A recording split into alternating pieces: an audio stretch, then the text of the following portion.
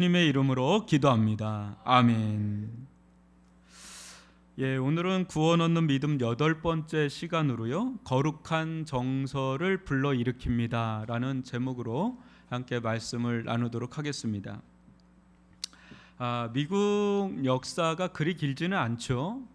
그런 미국 역사 가운데 탁월한 사상가, 또 철학자, 목회자, 신학자, 다방면의 탁월함을 드러낸 미국의 어떤 정신을 이뤘다고 하는 분이 있는데, 바로 조나단 에드워즈라고 하는 분입니다. 한번 얼굴 펴주시면 좀 무섭게 생겼는데, 하여튼 이분이 굉장히 미국의 역사 가운데 정신 사상적으로 굉장히 중요한 역할을 합니다. 이분은 이제 C.S. 루이스 얘기를 제가 한 적이 있는데, 그분보다도 더 탁월한 지성의 소유자였습니다. 얼마나 탁월했냐면 4살 때 이미 헬라어, 히브리어를 습득을 해버려요. 4살 때 무슨 얘기 말도 못할 것 같은 나이에 헬라어하고 히브리어를 터득을 하고 13살에 현 예일대학교에 입학을 합니다. 그로부터 몇 년 후에 검이라는 소논문을 쓰는데, 그게 아직까지도 탁월하다고 할 정도니까 이게 보통 천재가 아니죠. 이 조나단 에드워즈는 노샘프턴이라고 하는 데서 목회를 하고, 또 인디언 선교를 하다가 현 프리스턴 대학교의 3대 총장으로 부임받아서 일하다가 천연두로 짧은 생을 마감합니다. 이 사람 조나단 에드워즈는 이제 기독교 역사 가운데서도 위대한 인물로 이렇게 거론이 되고 있는데, 이유가 두 가지예요. 하나는 탁월한 그 지성을 소유한 신학자이기 때문에 아주 방대한, 한 이 정도 되는 방대한 양의 저서를 남깁니다. 그 하나하나가 너무 탁월하고 주옥 같아서 지금도 어마무시하게 연구를 하고, 특별히 예일대학교에서 끊임없이 이분의 책을 내고 있습니다. 근데 그에 못지않게 이제 목회 가운데 주목할 만한 부흥 역사가 두 차례가 일어났기 때문에 이분을 거론하지 않을 수가 없어요. 여기서 두 차례라고 하는 이 부흥 역사는 기독교 역사 가운데 영적 대각성 제1차 운동, 2차 운동이라고 하는 뉴 잉글랜드 부흥 역사를 가리킵니다. 이때 말하는 이제 부흥은 이제 우리 교회 같이 위례 중앙교회가 부흥했다, 그런 차원을 얘기하는 게 아니에요. 그런 차원의 영적 대각성을 그런 차원이 아니고, 또 오늘날 한국 교회에서 일어나는 수평 이동으로 인해서 어떤 교회가 갑자기 급성장해서 부흥했다라고 하는 그런 차원의 부흥도 아닙니다. 좀 부흥이 다른 거예요. 이때 말하는 부흥은 교회, 그러니까 전 그 나라적인 교회, 또 사회에 걸쳐서 거국적이고 강범위하게 일어난 갈목할 만한 부흥과 변화를 말합니다. 그러니까 좀 다른 거죠. 우리나라로 표현한다면 평양 대부흥 사건이라고 보면 됩니다. 평양 대부흥 사건. 이 거대한 부흥 역사 중심에 이 조나단 에드워즈라는 사람이 있었고요. 특별히 진노하시는 하나님의 손안에 있는 죄인들이라고 하는 그 설교는 기독교 2000년사에 있어서 가장 위대한 설교다라고 할 정도로 명설교입니다. 이게 작은 소책자로 나왔는데, 여러분 시간 되시면 꼭 한번 읽어보세요. 굉장히 유익하고 좋으실 겁니다. 근데 좀 무섭기도 합니다. 솔직히 굉장히 예리해서. 이제 이 설교를 당시 노세프턴 교회에서 했을 때 수많은 회중들이 성령의 감화를 강권하는 역사 속에서 이 설교를 듣다가 벽기둥을 붙들고 지옥에 빨려 들어가지 않으려고 안간힘을 쓰면서 벽기둥을 붙잡고 살려달라고 애원하며 울부짖었다는 기록이 남아있을 정도로 이때 엄청난 회개와 부흥의 역사가 막 일어납니다. 이 설교가 하나의 기폭제가 돼서. 여러분들은 그냥 덤덤하게 듣고 계시는데 하여튼 그랬어요. 그 설교 듣고.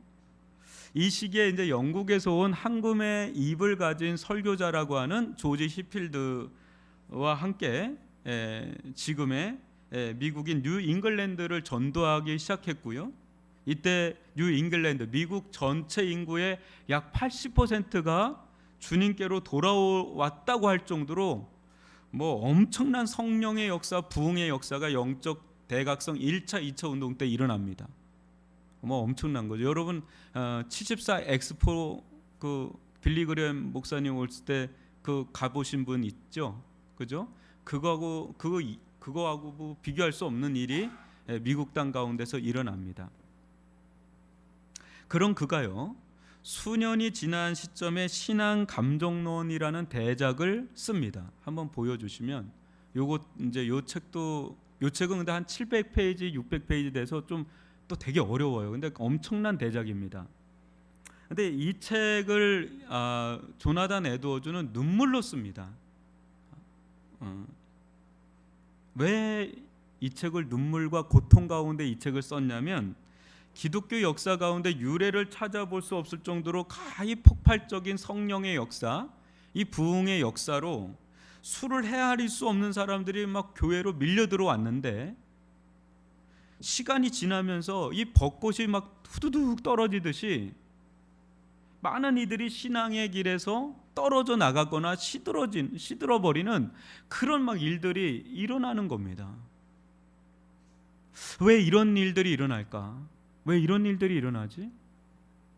그는 이제 그 현장에 중심이 있었기 때문에 고민하지 않을 수 없었고, 그런 가운데 이 신앙이 뭐지? 믿음이 뭐지? 구원이란 건 뭐지? 막 이런 부분에 대해서 고민하다가 이제 이 책을 눈물과 고통 가운데 막 쓰게 된 거예요. 너무 속상한 거죠.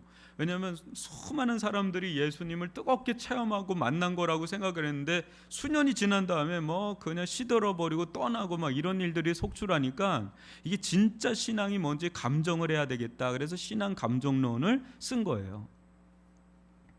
여기서 그는 열매로 그들을 알리라라는 주님의 말씀을 이 감정, 즉 정서라는 측면에서 다룹니다. 그는 말합니다. 여러분 한번 보세요. 성경에 따르면, 이제 성경을 막 연구를 한 거죠. 성경에 따르면 모든 참된 신앙의 본질, 그러니까 참된 믿음의 본질은 뭐라 그래요? 하나님의 성품인 어디에 있다고요? 거룩한 사랑에 있으며, 이 하나님의 성품, 그러니까 거룩한 사랑을 습관적으로 드러내는 것이다. 그리고 믿음의 총체는 이런 하나님의 성품의 토대가 되는 빛과 그 하나님의 성품을 열매 맺는 것을 말한다. 이렇게 정리를 해요. 한마디로 뭐라면, 그 참된 구원 얻는 믿음이 있는 자에게는 계속해서 하나님을 향한 거룩한 사랑이 계속해서 드러난다는 거예요. 그래서 하나님을 사랑하고 이웃을 사랑하고 그래서 열매를 맺는 이런 일들이 일어난다는 거죠. 이 말은 결국 신앙이라는 게 이제 열매로 아는데, 그죠? 열매로 안다 그러잖아요. 참된 구원의 열매는 어떻게 맺어지는가, 그걸 얘기하는 거예요. 우리가 이제 열매를 맺는데 어떻게 열매가 맺어지는가? 그것은 하나님을 향해서 순종의 삶을 살 때 열매가 맺어지죠. 그걸 지난주에 다룬 겁니다. 순종하지 않는 믿음은 죽은 믿음이다. 그죠? 그 얘기를 한 거예요. 여러분, 뭔가 우리가 열매를 맺을 때 열심히 일해야 열매 맺나요? 아니면 아무 일도 안 하는데 열매가 맺히나요? 뭔가 하니까 열매 맺지, 가만히 있는다고 열매 맺는 건 하나도 없어요. 그 자연의 이치거든요. 신앙도 마찬가지. 뭔가 순종하고 뭔가 행동하니까 열매가 맺는데, 문제는 뭐냐면 이 순종의 삶이라는 것은 결국 어디서 오느냐? 하나님을 향한 거룩한 사랑에서 나온다는 거예요. 정리하면 이렇습니다. 참된 믿음은 우리 안에 거룩한 정서를 일으키고, 이 변화된 이 마음은 우리로 하여금 믿음의 순종을 하게 하고, 믿음의 순종의 삶을 살아가다 보면 자연스럽게 열매가 맺혀지게 된다. 그러니까 믿음, 정서, 행동, 열매, 이렇게 간다는 것을 이제 조나단 에드워즈가 이 신앙 감정론을 통해서 이렇게 쓴 거예요. 주님은 그렇게 그 모습을 보고 그 열매를 보고 구원받은 자인지 아닌지를 이제 구별한다. 이것이 이제 이 전체적인 구원의 흐름이에요. 그런 점에서 참된 믿음이 어떻게 거룩한 정서를 불러일으키고 그것이 어떻게 우리의 삶을 변화시키고 열매를 맺게 하는지 이제 오늘 말씀을 통해서 살펴보도록 하겠습니다. 여러분, 매우 중요한 말씀이 베드로전서 1장 7절로 9절인데요. 다시 한번 교독으로 읽어보도록 하겠습니다. 너희 믿음의 확실함은 불로 연단하여도 없어질 금보다 더 귀하여 예수 그리스도가 나타나실 때에 칭찬과 영광과 존귀를 얻게 할 것이니라. 예수를 너희가 보지 못하였으나 사랑하는도다. 이제도 보지 못하나 믿고 말할 수 없는 영광스러운 즐거움으로 기뻐하니 믿음의 결국 곧 영혼의 구원을 받음이라. 아멘. 여기서 우리가 먼저 생각해 봐야 할 것이 있습니다. 한번 잘 들어보세요. 여러분, 그것은 믿음의 강도와 질, 믿음의 분량과 질의 관계예요. 여러분, 한번 보세요. 우리 중에 분명히 여기도 분명히 믿음의 차이가 있습니까, 없습니까? 우리 가운데 믿음의 차이가 있죠. 어떤 분은 여러분이 봐도 저분은 정말 믿음이 참 좋다, 믿음이 참 크다 하는 분 있어요, 없어요? 있지요. 또 우리들 가운데는 겨자씨만한 그 아주 작디 작은 믿음의 소유자가 있습니까, 없습니까? 있죠. 믿음의 분량에 있어서, 믿음의 사이즈에 있어서는 차이가 있어요, 없어요? 사람마다 다 좀 차이가 있어요. 그러나 믿음이 크든 작든, 믿음이 많든 적든, 믿음의 그 본질, 믿음의 질은 어때요? 똑같아요, 달라요? 똑같죠, 그죠? 여기 큰 금덩이가 있다고 보세요. 그리고 여기에 막 냇가에서 막 흘러가는데 그 모래가 있는데 그 모래 안에 사금이 있잖아요. 그 사금에 아주 눈에 보이지도 않을 정도 작은 사금도 금이에요. 그 이금하고 질적으로 양에는 차이가 있지만 질적으로 차이가 있나요, 없나요? 똑같은 금이죠. 그러니까 믿음도 마찬가지라는 거예요. 믿음의 사이즈는 차이가 있어도 믿음은 그게 작아도 믿음이고 커도 믿음이다라는, 질적으로는 똑같다라는 거죠. 아멘이십니까? 요거를 여러분들이 이제 잘 따라오셔야 돼요. 그 다음에 이런 믿음은 거룩한 정서를 우리에게 불러일으키는데, 그죠? 믿음은 우리로 하여금 거룩한 정서를 막 불러일으켜요.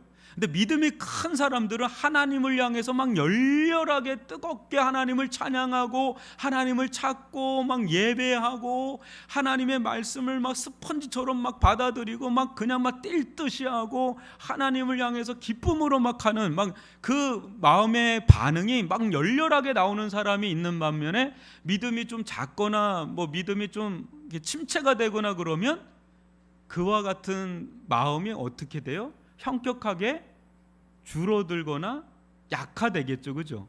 그렇지만 그 정서의 질, 그 정서의 크기나 사이즈는 차이가 날지 몰라도 그 거룩한 정서의 질은 똑같을까요, 다를까요? 똑같다는 거죠. 이것을 여러분들이 좀 잘 인식하고 이제 이 설교를 따라오셔야 돼요. 뭐예요? 믿음이 크든 작든 믿음의 질은 똑같다. 그리고 그 믿음은 반드시 거룩한 정서를 불러일으킨다. 그 정서가 그럼 뭐냐? 그러니까 믿음, 우리들 안에 이제 참된 구원 얻는 믿음이 있을 때 어떤 그 영혼의 정서가 막 생기는데, 마음이 생기는데, 그 마음의 그 정서가 이제 뭐냐? 여러분, 뭘까요? 그게 이제 8절에 나와 있는 거예요. 한번 읽어봅시다, 같이. 제가 읽어드릴게요. 예수를 너희가 뭐예요? 보지 못한대요. 그렇지만 사랑한대요. 이제도 보지 못하나 믿고 말할 수 없는 영광스러운 즐거움으로 기뻐하니, 이렇게 나와요. 베드로전서가 쓰여진 배경상 이 서신서의 수신자는 우리처럼 이스라엘 편에서 보면 이방인들로 구성된 이방교회입니다. 유대교회가 아니라 이방교회, 갑바도기아, 본도기아, 흩어져 있는 소아시아, 지금의 터키 지역에. 그러니까 이 사람들은 예수님과 비슷한 시기에 살았어도 예수님을 본 적이 없어요. 왜냐하면 지역이 너무 멀어서 본 적이 없어요. 그런데 이들은 예수를 믿었어요. 어떻게 믿었을까요? 본 적도 없는 예수를 전도받아서, 우리처럼 전도받아서 믿었죠. 그리고 예수님을 사랑하였습니다. 여러분, 어떻게 한 번도 본 적 없는 예수님을 믿을 수가 있고 또 사랑할 수 있을까요? 너무 신기하지 않나요? 어떻게 보지도 못한 분을 믿고 또 사랑할 수 있을까? 너무 신기하잖아요. 여러분, 믿음이란 게 뭔가요? 우리 계속 믿음 얘기하고 있거든요. 믿음이란 뭐죠? 여러분, 믿음은 간념적인 게 아니에요. 여러분, 누군가 믿을 때 간념적으로 믿고 그런 거 아니잖아요. 믿음은 형식적인 것도 아니고 믿음은 실질적인 거예요. 한번 들어보세요, 여러분. 여러분, 아무나 믿을 수 있나요? 여러분, 우리가 살아가면서 아무나 믿을 수 있나요? 아무나 믿으면 안 되죠. 아무나 믿으면 안 돼요. 우리는 아무나 믿을 수도 없고요. 또 실은 아무나 믿어서도 안 되죠. 실은. 그죠? 아무나 막 덮어놓고 믿기 시작하면 실은 큰일 납니다. 그거 속기 쉬워요. 그러면 안 돼요. 그죠? 우리가 누군가를 신뢰하고 믿는다고 할 때는 그만큼 관계가 맺힐 때 아닌가요? 그죠? 그래서 관계를 통해서 우리는 서로를 알아갑니다. 서로를 이제 깊이 알아가기 시작할 때 신뢰가 생기고 그 신뢰가 커지다 보면 이제 믿지요. 아, 이 사람 믿을 만한 사람이다. 이 사람은 신뢰할 만한 사람이다. 그러죠. 그 믿음이 이제 커지면요, 내 인생을 맡기는 결혼까지 하게 됩니다.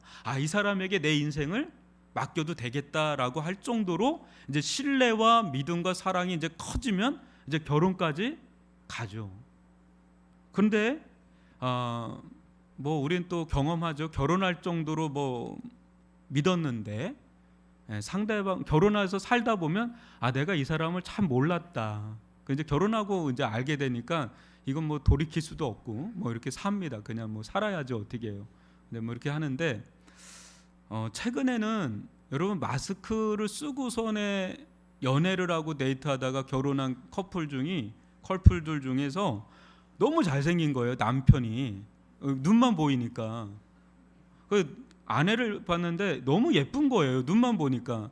그러다 이제 결혼을 해서 아침에 봤는데 이거 이렇게 누구지 이렇게 돼버리면서 이혼하는 사례가 속속 있어요. 여러분 기사에서 봤나요? 저는 여러 봐 가지고 속았다. 여러분 마스크 이제 벗고 만나세요. 그래야지 이혼 안 합니다. 그래서 이런 일들이 많아요. 지금도 여러분들 너무 잘생기고 예쁘시거든요. 제가 속는 건가요? 여러분, 누군가를 정말 신뢰할 만한지 아닌지 믿을 만한 사람인지 아닌지는 관계를 통해서 이제 알고 거기서 판단하죠. 믿음은 그러니까 결국 관계에서 오는 거예요. 관계에서. 근데 정말 여러분, 믿을 만한 관계가 맺혔는데 아무런 감정의 교류가 없다. 아무런 감정이 생기지 않는다. 여러분, 이게 성립이 되나요? 성립이 안 되죠. 그죠? 여러분이 누군가 진짜 신뢰하는 사람 있잖아요. 정말 믿는 사람이 있잖아요. 그래서 그 사람에게는 비밀도 없을 정도로 다 털어놓는 사람이 있는데 무덤덤하게 나 이런 일 했어. 나 이런 일 했어. 나 이런 일 아무런 감정의 교류가 없어요. 그거는 안 되는 거죠. 그거 말이 안 되죠. 여러분, 누군가를 정말 신뢰하고 믿으면 서로 감정의 교류가 엄청나게 일어나죠. 그죠? 그런 가운데 서로 굉장한 그 감정의 교류 속에서 더 무르익어 가죠. 그러니까 조나단 에드워즈가 신앙 감정론에서 그 부분을 다룬 거예요. 진짜 믿음이 있다면 감정의 교류가 있다. 그 부분을 이제 다룬 거예요. 여러분, 연인과의 관계가 있죠.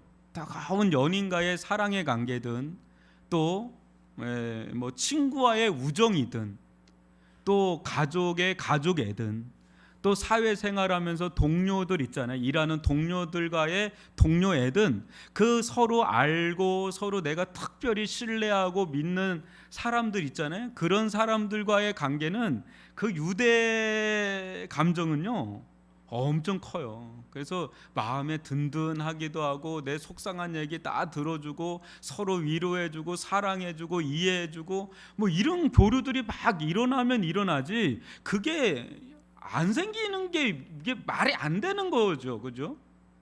그러니까 이게 지금 제가 무슨 말을 하려고 하는 거냐면, 사랑과의 관계에서도 내가 특별히 신뢰하고 믿는 사람이랑 감정의 교류가 막 일어나서 뜨겁게 그런 관계를 맺는데, 하물며 이 하나님을 우리가 만나서 그분을 알고 그분을 경험하고 그분과 관계를 맺고 그분을 믿는데 그분과 어떤 감정의 교류가 단 한 번도 없다, 그거는 있을 수가 없는 일이다라는 거죠. 믿음은 간념적인 게 아니에요. 믿음은 형식적인 게 아니에요.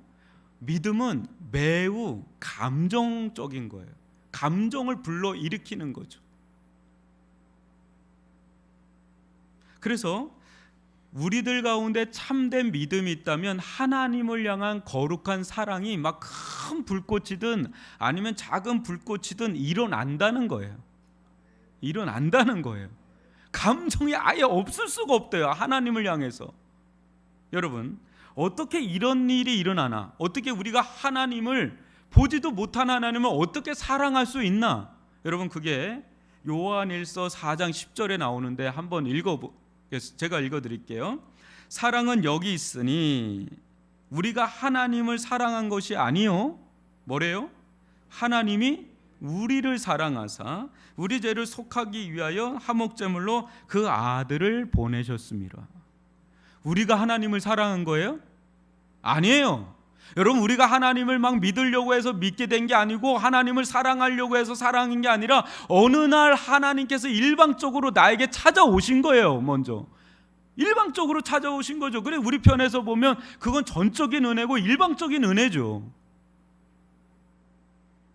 이때 하나님께서 우리들 가운데 찾아오셨을 때, 우리들 가운데 오셨을 때, 그때 이게 뭐 말로 표현할 수 없는 그 지극한 사랑의 하나님으로 우리에게 다가오시는데, 그게 십자가의 사랑이에요. 그 사랑으로 다가오시는데 그 사랑의 본질은 용서의 사랑이에요. 우리가 어떤 죄를 졌어도 어떤 허물이 있어도 그걸 다 덮어버리는, 다 용서해버리는 그 용서의 사랑으로 우리들 가운데 그냥 확 덮으면서 다가오는 그 엄청난 사랑으로 우리를 찾아오신단 말이에요. 하나님을 향해 아무런 관심도 없이 살았어요. 내 마음대로 내 멋대로 내 뜻대로 막 내 잘난 맛으로 막 살아왔는데, 어느 날 이 누군가 나에게 전도를 하는 가운데 전도해서 복음을 듣는데 성령께서 강력하게 역사를 하는데, 나를 위해서, 나를 구원하기 위해서 당신의 아들 이 예수 그리스도께서 죽기까지 나를 사랑한다는 그 영문도 알 수 없는 그 신비한 그 사랑을 나에게 베풀어 주시는, 그 사랑을 막 부어 주실 때, 성령으로 말미암아 막 부어 주실 때 사랑의 감전사고가 일어나잖아요. 세상에도 많은 사랑을 경험했는데 이거는 그 차원이 다른 사랑이 위로부터 막 성령께서 막 내 마음을 강타하면서 역사하는데 내 영혼이 새카맣게 그 사랑에 타버릴 정도로 완전히 지직하면서 그냥 막 완전히 타버리는 거죠.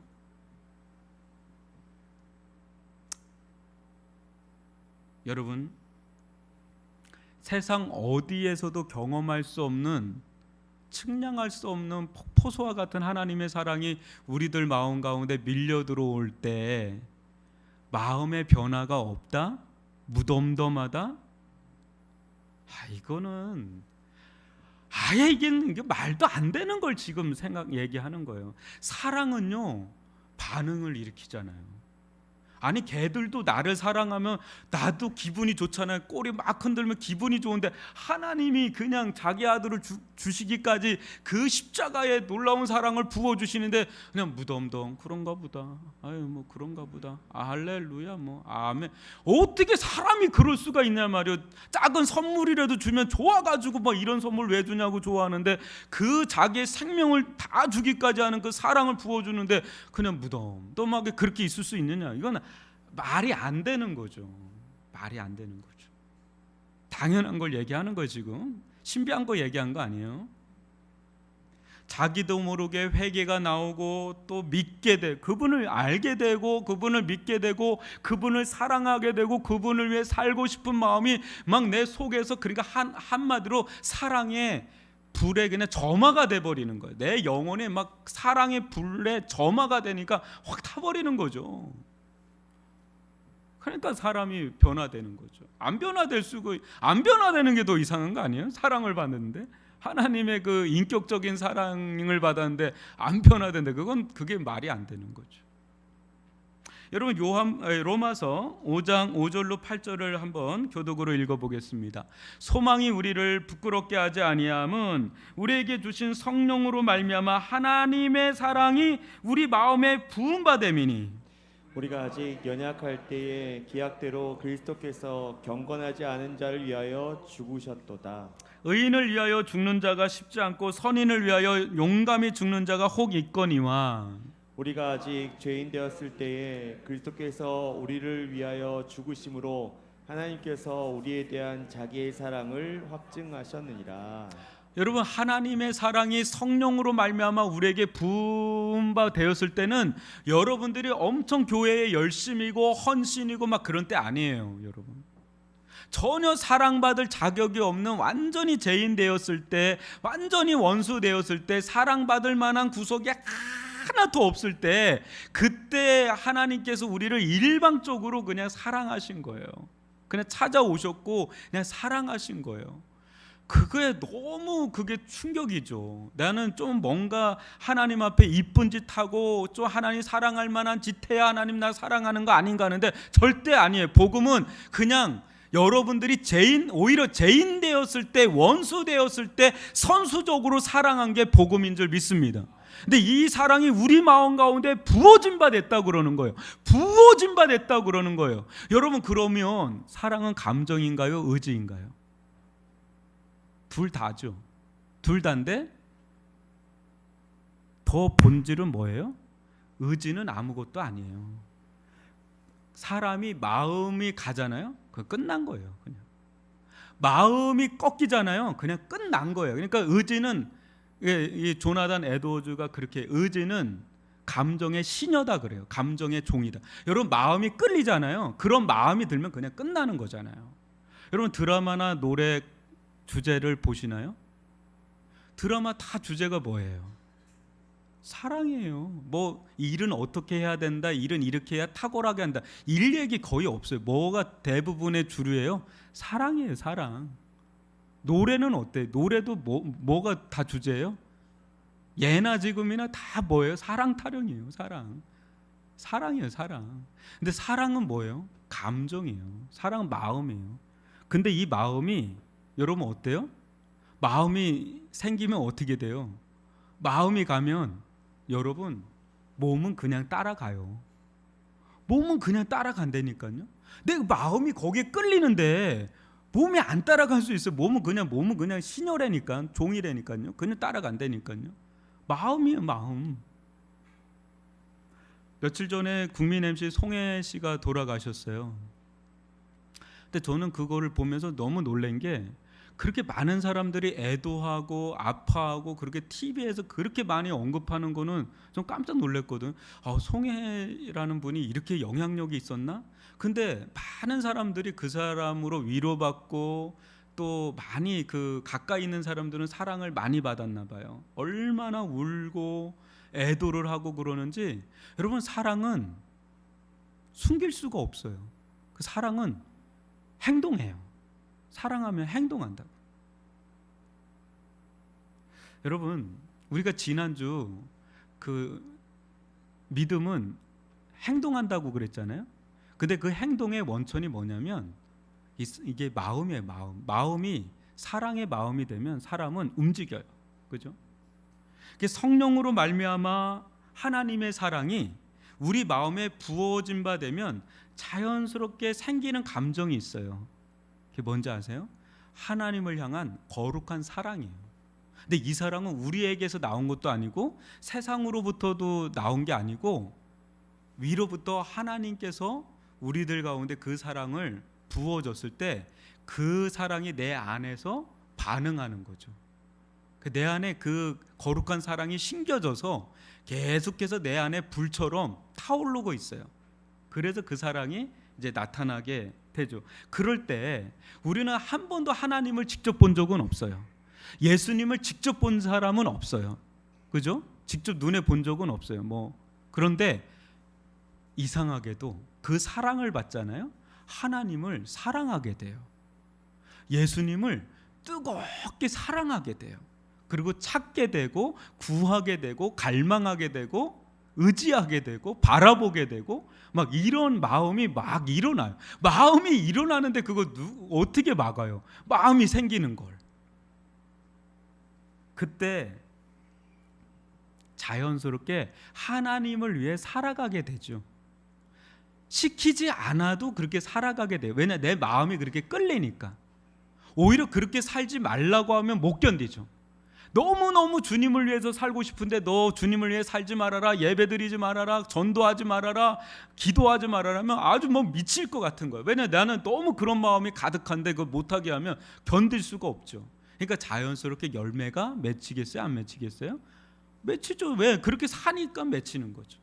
그렇게 사니까 마음이 그렇게 가고 행동으로 그렇게 가고 그러다 보면 열매가 맺히는 거죠. 율법은 어때요?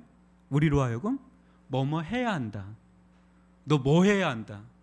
너 예배 드려야 된다. 뭐뭐 해야 된다. 너 또 그렇게 살 거니 성경 봐야 된다. 기도해야 된다. 11조 내야 된다. 봉사해야 된다. 해야 한다. 해야 한다. 안 그럼 너 벌 받는다. 안 그럼 너 큰일 난다. 막 이렇게 하는데 미치겠는 거죠. 왜? 마음이 없는데 그거 하라고 그러니까 곤욕이에요. 곤욕.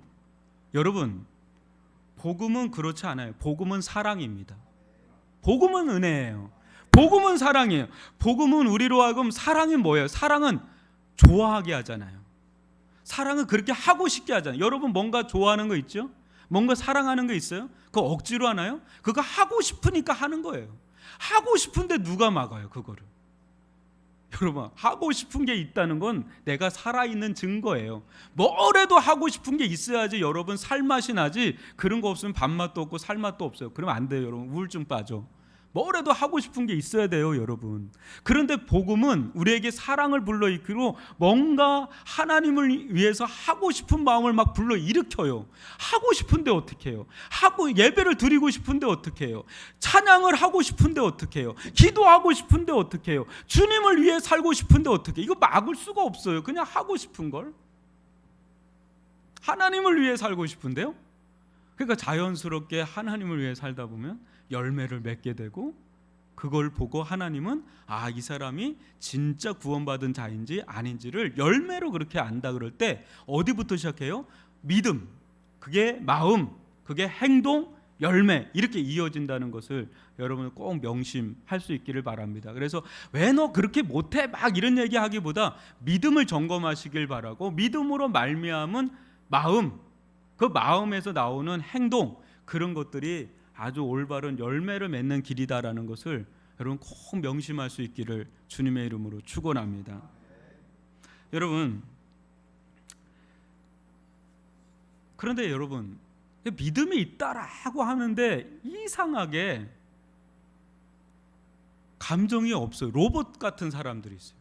예배 드려도 그냥 찬양을 해도 아무 감정이 없는 것처럼. 여러분 이거는 아니라는 거죠. 이거는 믿음은 아까 말했던 간념적이지 않아요, 여러분. 믿음은 형식적인 게 아니에요. 믿음은 매우 실질적인 거예요. 관계적인 거죠. 그죠? 그래서 여러분 믿음은 무심하지도 않고 무정하지도 않고 차갑지도 않고 냉랭하지도 않고 형식적이지도 않고 믿음은 인티머시. 그러니까 서로 교류가 일어나는 거예요. 하나님의 마음이 막 전달되고 내 마음도 하나님께 전달되고 하나님의 뜻이 전달되고 내 삶도 전달되고 이게 교류가 이루어지잖아요. 여러분 누군가 친한 사람 있으면 거기서 막 교류가 이루어지지 않아요? 안 그래요? 권태기에 빠진 부부가 있어요. 근데 권태기에 빠진 부부가 있는데 남편이 그래요. 여보 사랑해. 사랑한다고. 아내가 그래요. 나도. 그럼 뭐 말로 해야 하나? 느끼지 않아? 그랬는데 안 느껴져. 말은 사랑한다고 뭐 서로 얘기하는데 안 느껴지는 거 서로 알잖아요. 이 사람이 나를 진짜 사랑하는지 아닌지 여러분 사람은 알잖아요. 그죠? 말로 되는 게 아니라 마음이잖아요. 근데 결정적으로 여러분 어때요? 신뢰가 깨지잖아요. 그러면 사랑이 확 식어버려요. 그러니까 진짜 큰일 나는 겁니다. 그러면. 그러니까 신뢰는 곧 뭐를 낳아요? 관계를 낳고 관계는 사랑을 낳고 사랑은 행동하잖아요. 그러니까 여러분 어떻게 그 신뢰를 하고 부부 사이에도 시간이 갈수록 더 좋아질 수 있을까요? 없을까요? 왜 말을 안 하세요? 있어요. 시간이 갈수록 더 설교를 못 하겠네요. 얼굴들. 시간이 갈수록 더 뜨겁게 사랑할 수 있어요? 없어요? 있어요. 너무 좋은 거야. 이 사람 보면 너무 좋고 너무 좋으면 뭐 또 해주고 싶고. 죄송합니다. 빨리 넘어가겠습니다. 근데 믿음도 그런 거예요. 믿음이 형식화되면은요 그냥 냉랭하고 차가워지는 거죠. 근데 믿음이 살아 있으면 관계가 막 일어나잖아요. 그래서 여러분 우리들 가운데 하나님을 향한 이 거룩한 이 사랑이 단 한 번도 있은 적이 없다. 그러면 여러분 믿음을 한번 점검하셔야 돼요. 기회가 있을 때 빨리 점검하셔야 돼요. 빨리 점검하셔야 돼요. 내가 진짜 믿음이 있는지 없는지를 점검하시고, 예전에는 그런 뜨거운 사랑의 마음이 있었는데 목사님 지금 다운됐어요, 지금은 침체됐어요, 지금은 사라졌어요, 막 이런 분들은 빨리 그 형식화된 믿음을 빨리 회복하도록 지금 참 이게 회개의 길을 가셔야 돼요. 지금 코로나 속에 많은 분들이 지금 다운돼서 지금 막 믿음도 다운되고 이런 마음의 정서도 많이 다운됐는데 이거 회복하셔야 돼요. 옛날에 여러분 알잖아요. 이 경험한 분은 알잖아요. 예전에 그 내가 얼마나 하나님을 찾고 사랑했고 그런 것들을 경험한 분들이 여기에 불이 있거든요. 여전히 그거 빨리 회복하셔야 돼요. 안 그러면 계속 침체 가운데 있으니까. 그러니까 믿음은 뭐를 일으킨다고요? 거룩한 정서를 일으키고 그 거룩한 정서의 핵심 감정은 뭐냐면 사랑입니다. 하나님을 향한 거룩한 사랑. 이거 회복할 수 있기를 바랍니다. 또 이들 가운데 거룩한 정서가 어떻게 나타나는지 한번 보면 예수 그리스도를 사랑할 뿐 아니라 예수 그리스도의 그 아름다운 영광을 즐거워하고 기뻐합니다. 이게 즐거움과 기쁨. 신기하죠? 어떻게 한 번도 본 적 없는 그 예수님을 사랑할 수 있지? 어떻게 한 번도 본 적 없는 예수님을 바라보면서 그분의 영광, 그분의 아름다움을 보면서 즐거워하고 기뻐할 수 있지? 여러분, 될 수 있을까요? 없을까요? 되잖아요. 되잖아요. 되잖아요. 여러분 다 경험하셨잖아요. 그죠? 여러분, 하나님께서 예수 그리스도의 십자가의 사랑을 우리 마음에 막 부어지게 될 때, 그때 1세기 때 그 십자가는 가장 치욕스럽고 가장 수치스럽고 가장 저주스러운, 아주 매력이 없는, 아름다움이라고는 찾아볼 수 없고 영광이라고는 찾아볼 수 없는 1순위 중에 가장 1순위는 십자가예요. 십자가. 근데 그 십자가에 달리신 예수님을 만날 때 십자가의 마음이 끌린다니까요. 그 마음이 끌리면서 그 십자가에서 너무나 아름다운 사랑의 영광에 그냥 압도돼 버리면서 거기에 내 마음이 끌리고 그 십자가를 즐거워하게 되고 기뻐하게 되는 그런 일들이 일어나잖아요. 그 세상에서 주는 기쁨하고는 비교할 수 없는 어마어마한 기쁨이, 신령한 기쁨이 내 속에 막 들어오는데, 그때 그 환희, 그 희열은 이제 뭐 맛본 사람이 알죠. 뭐 이건 어떻게 설명할 수가 없죠. 제가 신대원 시절 때 한 목사님하고 기숙사에서 방을 가졌었어요. 이분이 미국에서 온 분인데 MIT 공대를 나온 수재예요. 근데 마약에 중독이 됐어요. 친구가 줬는데 자기도 모르게 코카인을 이렇게 흡입을 한 거야. 그냥 호기심이에요, 전적으로. 근데 그날로 그냥 이게 중독이 돼버린 거예요. 근데 그 친구가 미국 시카고에는 마약 소굴이 있다 그래요. 근데 거기서 이 친구가 머리에 구멍이 다 뚫어져서 죽어가는 거를 옆에서 보는데도 그걸 끊지를 못하는 거예요. 마약은 담배에 한 500배 중독이 있다 그래요. 한 번 흡입하면 그대로 그냥 중독이래요. 그러니까 이제 너무 위험한 지경이 있으니까 그 미국 땅에서 한국으로 추방을 시켰어요. 그래서 이 목사님이 추방돼서 간 곳이 어디냐면 강원도에 십자가 선교회라는 곳으로 갔어요. 근데 거기서 재활 훈련을 받는데 거기서 예수님을 만난 거예요. 예수님의 십자가를 경험한 거예요. 그 십자가의 그 사랑이 막 경험을 막 물밀듯이 그 사랑에 막 밀려 들어오는데 그 도저히 자기 힘으로는 끊을 수 없었던 그 마약으로부터 막 풀려나기 시작을 하는데요. 그 강한 중독으로 또 풀려나는데 지금은 완전 뭐 주님께 뭐 헌신해서 얼마나 열심히 주와 복음을 위해 사는지 지금 미국에 있어요. 워싱턴에 있는데 한 놀라워요. 근데 이 목사님이 제게 그런 얘기를 하더라고요. 예수님의 십자가의 그 사랑의 기쁨을 맛보니까 이 마약이 주는 기쁨보다 훨씬 더 강하다. 예수의 피가 마약보다 더 강하다는 걸 자기는 체험을 했다는 거예요. 그러면서 확 끊어지면서 아주 사람이 변해됐는데 아주 뭐 무섭게 그냥 주님을 위해 살더라고요. 여러분, 예수님의 복음이 별것 아닐까요? 강력한 거예요. 강력한 거예요. 강력한 거라니까. 이게 내가 그걸 체험하지 못해서 이거 별것 아니라고 생각하는 거는 오산이에요. 이게 성령께서 우리들 가운데 강건하듯이 예수님의 그 십자가의 사랑, 그 세상에서 줄 수 없는 그 기쁨과 희열을 막 부어주잖아요. 그러면 못 배겨. 하나님을 위해서 그 살게 돼요. 아멘이. 내가 표현을 못 하겠어요, 이걸. 여러분, 하나님을 향해서 아무런 감정이 없어요. 아무런 마음이 없는데 하나님을 위해 살아라, 뭐 하라 하면 다 그게 다 고통이야, 고통. 근데 마음이 없는데 뭐 하라 그러면 그거보다 고통이 없어요. 아마 여기도 그냥 마지못해 이렇게 오신 분들이 있을 거예요. 잘 하신 거예요. 힘들어도 일단은 오세요. 예배 시간에 괜찮아요. 근데 와야지 은혜 받으니까 오세요. 근데 어느 순간에 하나님께서 우리들 가운데 은혜를 베푸실 때가 있어요. 그러면 내 아내가, 내 남편이, 내 어머니가, 내 자녀가 했던 그 말들이 이 성경에 말했던 그게 진짜라는 걸 자기가 체험하잖아요. 그러면 내 남편보다, 내 아내보다, 내 뭐 부모님보다 더 뜨거워. 전 그런 사람 봤거든요. 그러면서 나를 전도한 사람한테 뭐라 그러면 당신 그렇게 살면 안 돼. 내가 체험하니까 그렇게 살면 안 돼. 얼마나 예수님이 좋은지 몰라, 하나님이 좋은지 몰라 하면서 막 주와 복음에서 막 살아가게 되는데 이건 너무 신기한 일이죠. 오늘날 교회 다니는 많은 이들이 이런 기쁨이 없이 이러지도 저러지도, 그러니까 교회를 안 나올 수도 없이 그냥 애매모호한 그 경계선에서 사는 사람들이 꽤 많아요. 기쁨이 있어야 되는데, 사랑이 내 안에 막 불타야 되는데, 막 은혜가 있어야 되는데, 막 이런 거 없이 뭐 이렇게 하려니까 이게 너무 이게 힘든 거죠.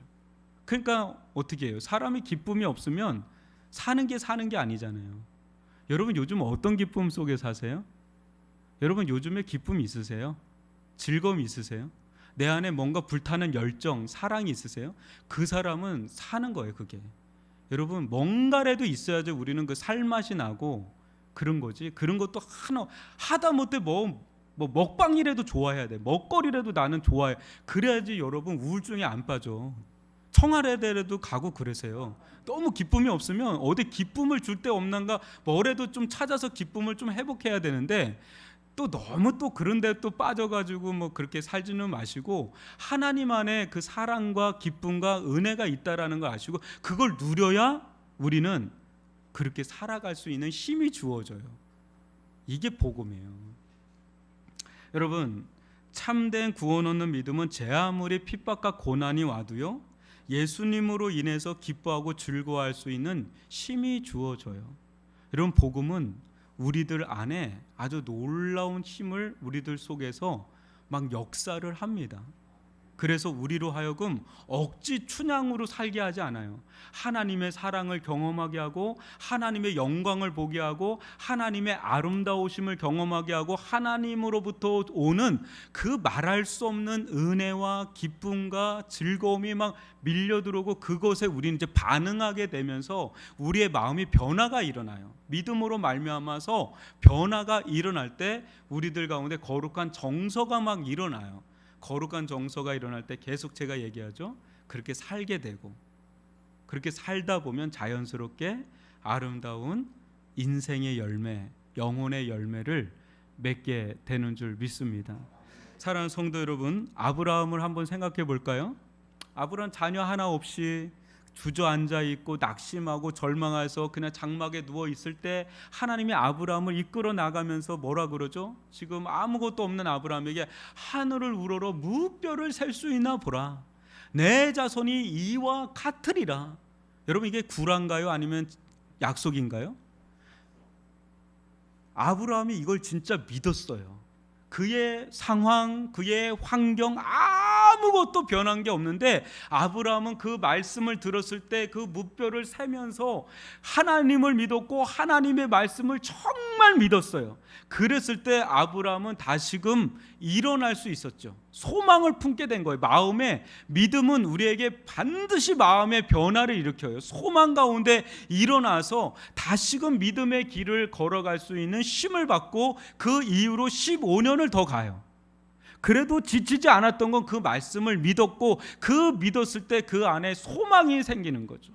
여러분, 우리들 가운데 고난에 빠질 수 있고 또 어려운 가운데 빠질 수 있고 외로운 가운데 빠질 수 있고 정말 그런 가운데 빠져 있을 때 주님께서 나를 사랑한다라는 것을 정말 믿을 때 진짜 사랑하거든요. 근데 그게 구라가 아니라 진짜 하나님께서 나를 죽기까지 사랑한다는 걸 정말 우리가 믿을 때, 또 주님께서 내가 너와 함께한다, 내가 언제든지 너와 함께한다라는 것을 우리가 정말 믿게 됐을 때 우리는 우리 마음 가운데 여러분 마음의 변화가 일어날까요? 안 일어날까요? 믿음은 관계라 그랬죠. 믿음은 반드시 마음의 변화를 일으켜요. 그래서 우리로 하여금 일어나게 하고 소망을 품게 하고 다시금 하나님을 위해서 살아가고자 하는 힘을 우리들 가운데 준단 말이에요. 여러분, 마음이 힘이에요. 마음이 힘이에요. 마음이 생기잖아요. 못할 게 없잖아요. 그런데 주님과 관계가 맺히면 그 속에서 하나님을 향한 마음이 일어나게 되고 그런 가운데 주님을 위해서 살아갈 수 있는 순종의 힘이 거기서 나온다라는 것을 오늘 말씀을 통해서 나눴습니다. 여러분, 복음 안에 엄청난 하나님의 약속에 담겨 있는데 그걸 굳게 믿으시길 바라고 그 믿음으로 누리시길 바랍니다. 그럴 때 우리 속에 하늘로부터 주어지는 이 세상에서는 얻을 수 없는 신령한 사랑과 기쁨과 즐거움과 영광과 아름다움, 이루 말할 수 없는 이 복음의 혜택들이 어마어마하게 주어진다는 것을 누리면서 이 코로나로 주저앉아 있는 이 시기를 지혜롭게 잘 극복하면서 일어날 수 있기를 주님의 이름으로 축원합니다. 기도하겠습니다. 오 아버지 하나님,